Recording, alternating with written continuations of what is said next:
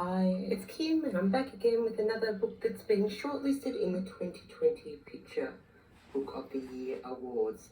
Now this one is called Hello Lighthouse and it's written by Sophie Blackall.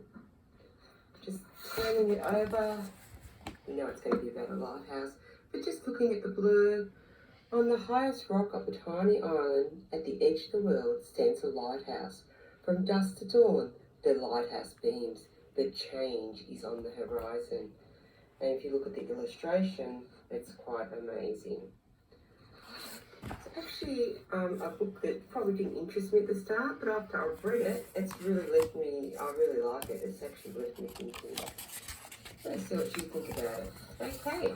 So go to this page, it's like the cover page, and it's like got the journal, the ship, and a few things in it. Then we turn over, and on the left we have our imprint page, which tells us the year the book was published and who published it. And we know that this one was published in 2019 because it's up for 2020 awards. Then we have the title page, Hello Lighthouse. And let's begin the story. On the highest rock of a tiny island at the edge of the world stands a lighthouse. It is built to last forever, sending its light out to sea, guiding the ships on their way. From dusk to dawn, the lighthouse beams. Hello, hello, hello. Hello, lighthouse.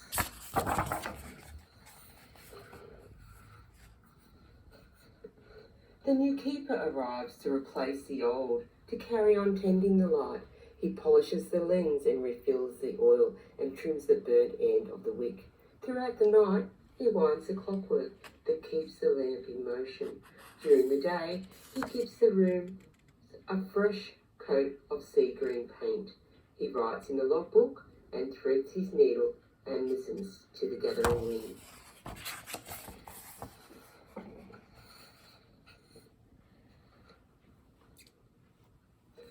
The wind takes a deep breath and blows and blows. Hello, hello, hello.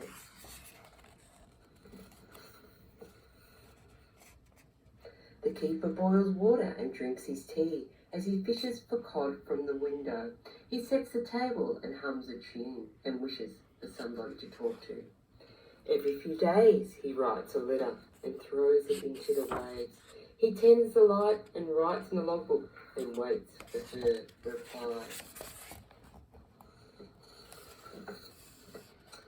The sky grows dark and the waves rise and crash. Hello, hello, hello.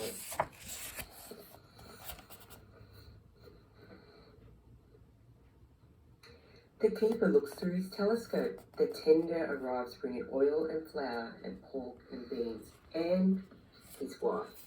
He shows her around the round rooms of the house. He tends the light and writes in the logbook and sets the table for two.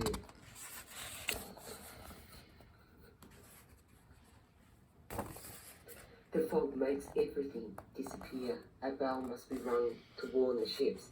Clang, clang, clang. One thick night, disaster strikes. A boat is wrecked on the rocks. Not a moment to lose, the keeper rows out.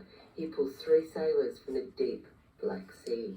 He tends the light and writes in a logbook and wraps the sailors up in blankets.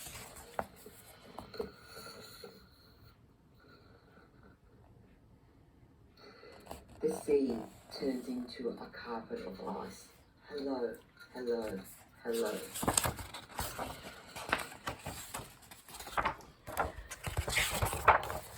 One dawn, the keeper begins to sneeze. By dusk, he's terribly ill. His wife is everywhere, all at once, running up and down spiral stairs. She tends the light and feeds him broth and chips ice off the lantern room windows. She sits by his side and writes in the logbook the minute his fever breaks. The icebergs pass on their journey south. The whales pass on their journeys north. Hello, hello, hello. Inside the lighthouse, the woman walks around and around the room. Her husband boils water and helps her breathe in and out. He tends the light and writes in the logbook.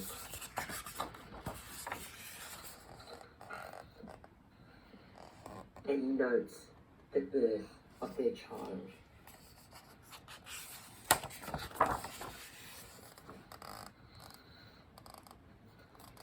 The sky erupts in swirls of green. Hello, hello, hello.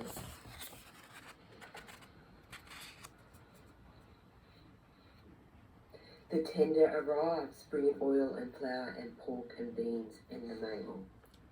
Along with fresh books and news from the land, there's an unexpected letter with the Coast Guard seal. The keeper winds the clockwork and polishes the lens, just as he's always done.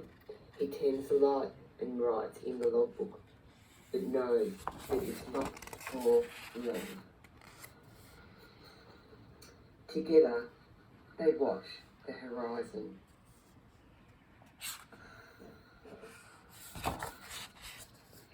The Coast Guard arrives with a brand new light and installs the machine to run it. No lamp to fill, no wick to trim. The keeper's work is done. He climbs to the top of the spiral stairs and closes the logbook for good. They pack their belongings into a boat and wave farewell to the gulls.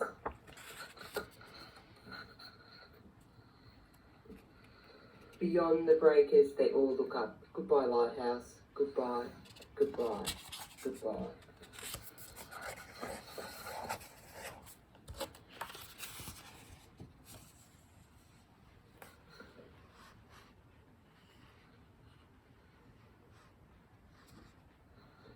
Over the waves across the bay, a light on the land beams back.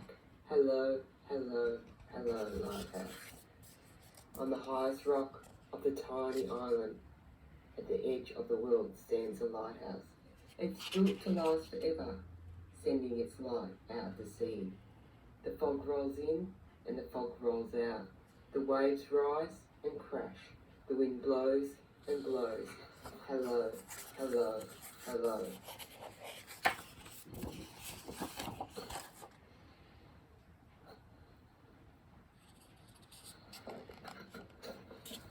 And that's the end of the story.